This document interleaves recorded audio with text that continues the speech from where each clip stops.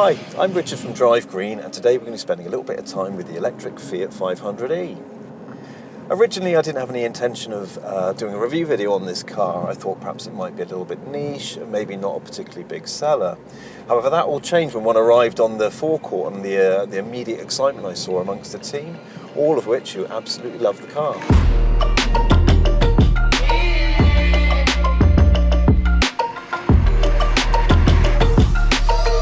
It's commonly believed that the electric Fiat 500 has only recently been launched in 2020. However, the truth is, Fiat did make an electric Fiat 500 all the way back in 2014. It was, however, only a short run that they did, and it was only made available to sale in California.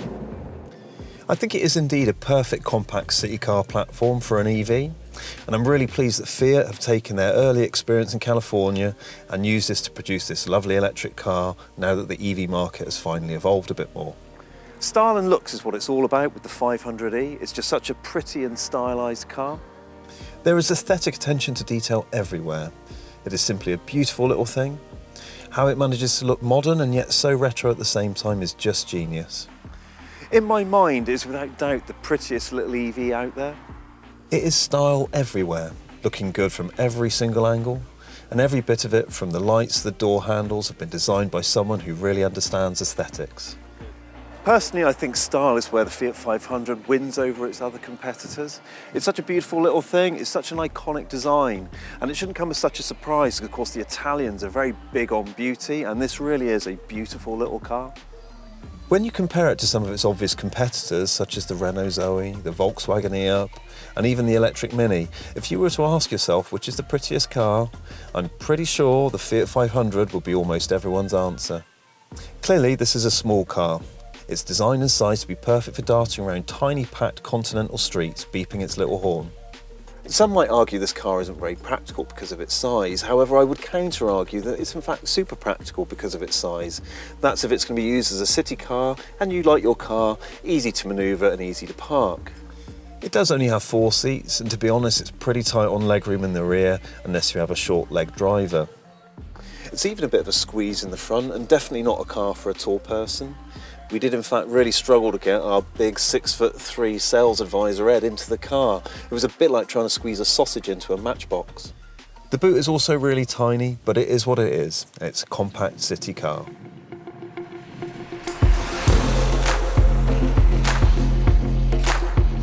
Now, the interior is almost as gorgeous as the exterior of this car. Today I'm driving the top spec La Prima model, and the interior is simply lush. Like the outside, it's very stylish indeed. But unlike the outside, it isn't quite style everywhere. You've got these wonderful two-tone faux leather seats, lovely detailing and patterning, and they're all embossed. Really, really nice seats. You've got this lovely two-tone steering wheel. There's two tones in the door card as well, together with the lovely pale headliner, which really sets off this interior beautifully. It's nice and bright with this lovely pan roof. It's also available with a fully opening sunroof, which is a really nice option to have available alongside a full convertible version. You've got this nice looking sort of weave texture on the dash. However, there is quite a lot of kind of slightly cheap looking sort of hard plastics throughout the car. That being said, we've also got some really nice stylised buttons, like these buttons for opening the door. However, the overall impression of the interior is a really good one, and it's sure to impress. And it certainly beats the interiors of some of its obvious competitors, such as the Zoe or the e-Up, for example.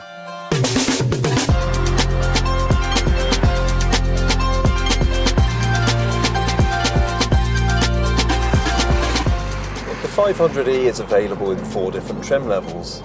The very bottom trim is the Action trim, slightly different from the others as it's very much a stripped back kind of version, and it's only got a smaller 24 kilowatt hour battery. Then up from there you move up to the Passion trim, then the Iconic, and at the very top you've got the top spec La Prima model. Now the lowest trim is the Action model, which really is a budget spec. Not only do you get a smaller 24 kilowatt hour battery, it really is quite a stripped back car, so there's no inbuilt infotainment system and you don't even get alloy wheels. It is, however, very, very budget friendly, and it's a full £4,500 cheaper than the next step up, which takes you into one of the bigger battery versions. Obviously it's a lower spec, it is good value, But if you're using the car just for kind of local city journeys, it may still be suitable for you, particularly if you're buying on a tight budget. It's still a beautiful little car, of course. Now the next trim level up is the Passion. Now that comes with a 7-inch infotainment screen, you get Android Auto and Apple CarPlay, you've got electronic handbrake, you've got auto hold, you've got rear parking sensors, you've got LED lights, and a variety of driver assistance features. Now the next trim level up is the Icon. It might cost an extra £1,500, but there's some nice extra features in there. You get a bigger 10.5-inch infotainment screen, which is very, very nice and gives you sort of split screen, things like that. You've got a variety of different upholstered seat options, which are great, add another sense of style to the car. You get 16-inch alloy wheels, auto wipers, and keyless entry. Now the keyless entry, you use this little pebble thing instead of a normal key. Fiat had it in mind that this is something perhaps you might wear around your neck, which is like a lovely idea. And to be fair, as a key, it's a very nice, tactile, nice looking thing. However, it's a bit big and it's not quite beautiful enough, I don't think, to be a piece of jewellery. But yeah, I do like the idea of what they've done here. And then you've got the top spec La Prima model. This has got some really nice touches and some good extra spec on it. It does cost an extra £2,000. However, I think it's well worth it as it does elevate this car a bit to something very cool. As well as these lovely two-tone sort of faux leather seats, you also get some lovely big 17-inch diamond cut alloys. You get this lovely panoramic glass sunroof, wireless charging pad, LED lights with auto high beams. You've got an adaptive cruise control with a steering assist, which is really nice and is on the cusp of being almost like a self-driving mode. And you also get a reversing camera. There are also some additional spec items that are available. The Passion, the Icon and the La Prima are all available as a cabriolet. The Icon version you can spec on this panoramic glass sunroof. And on the La Prima model you can actually have a fully opening sunroof, which is a really nice thing to add. You can also get heated seats and quite a number of the sort of additional specs you have on the top spec La Prima model you can spec individually on the lower ones. There are some very nice features available, but for me this car always remains more about style than spec.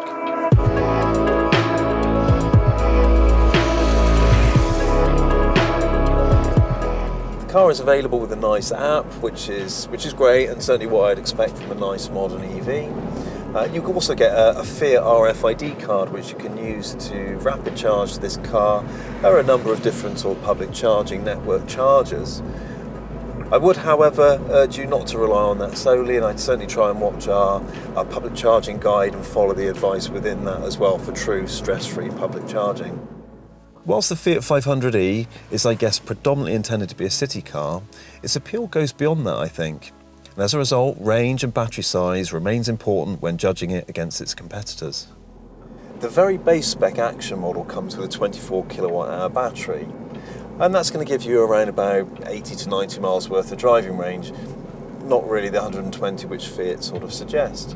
Which, whilst is a low range for a modern EV, actually it may be perfectly suitable for most people in their daily driving habits. Like any EV purchase, I think that the first thing to do is address your driving lifestyle and what you actually need the car to do. And if the car is only going to be doing predominantly short-range driving with very rare, long, occasional journeys, then this lower level might still be right for you.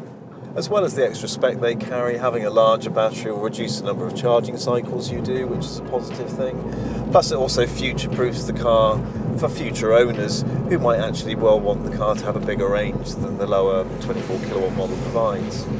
For all the other trims, the Fiat 500e comes with a 42 kilowatt hour battery, which is great and allows the 500e to compete with its obvious competitors in terms of range.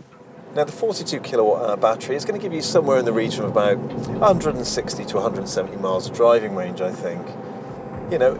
Fiat reckon it will do about 200 miles, and whilst I think that is possible with, a very experienced EV driver taking it easy at the right time of year, I think 160 miles-ish is probably more attainable on your average daily basis. Now I think at 160 miles worth of driving range that's perfectly ample for most people's needs. Obviously on a daily basis that's going to more than cover what you're doing, and even if you do a bit of long distance driving, 160 miles is quite a long way. And if you happen to be doing a long drive that's longer than 160 miles, then you just need to do a quick rapid charging stop. If you can't charge at home, then the extra range will be great, as it may mean you only need to do one public charge a week, which is great for the city driver. When you compare it to some of its obvious competitors, it's got a much bigger battery and a much bigger range than the electric Mini, for example. It's got a bigger battery and a better range than the Volkswagen e-up or the Seat Mii or the Skoda Citigo, for example. And whilst it's got a slightly smaller battery and a slightly lower range than the Renault Zoe, I think it's close enough to still be a comparable car.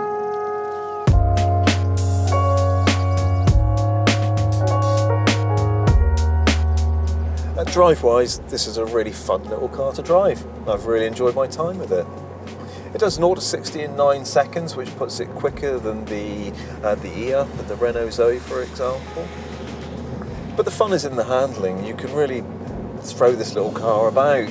It corners really well, it handles great, and it's got a nice sound generator to boot.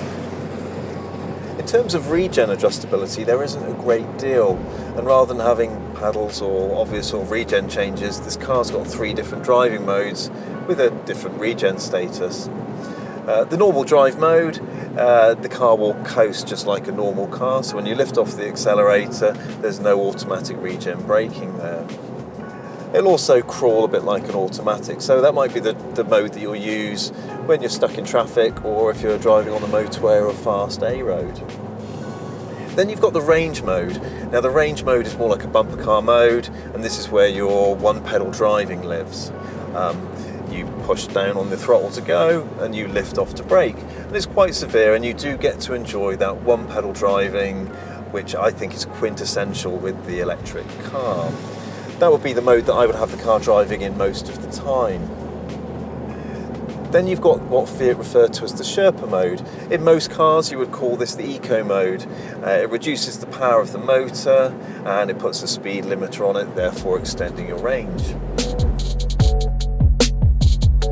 The only thing I really don't like about this car is the lack of space in the driver's footwell. Where I would normally put my redundant left foot, actually it interferes with the brake.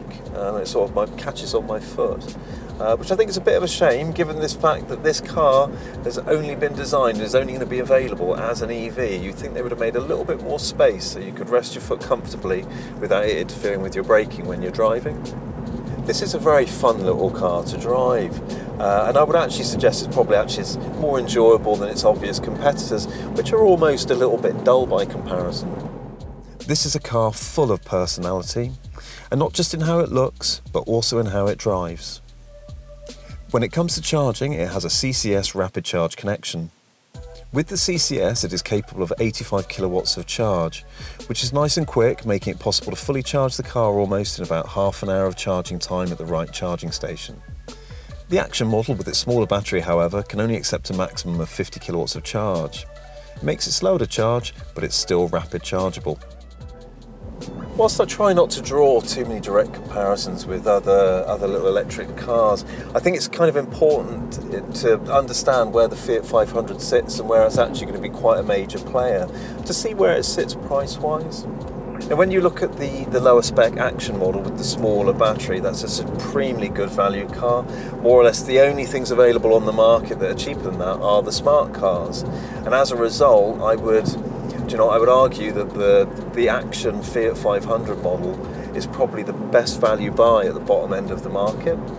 Then when you compare the bigger battery version with, say, the Volkswagen e-up or the Seat Mii, you've got slightly better range, certainly a better drive, and at the same time it's only a little bit more expensive.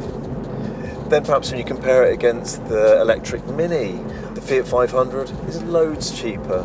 And do you know what, even when you compare it against the Renault Zoe, which I think is probably the giant within this space, actually this little Fiat 500 is several £1,000s cheaper.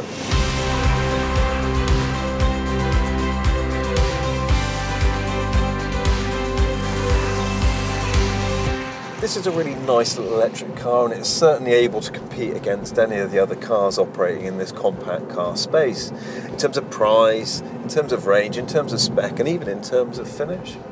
It's a beautiful little car, both inside and out. I always think cars are a little bit like clothes, and different things suit different people.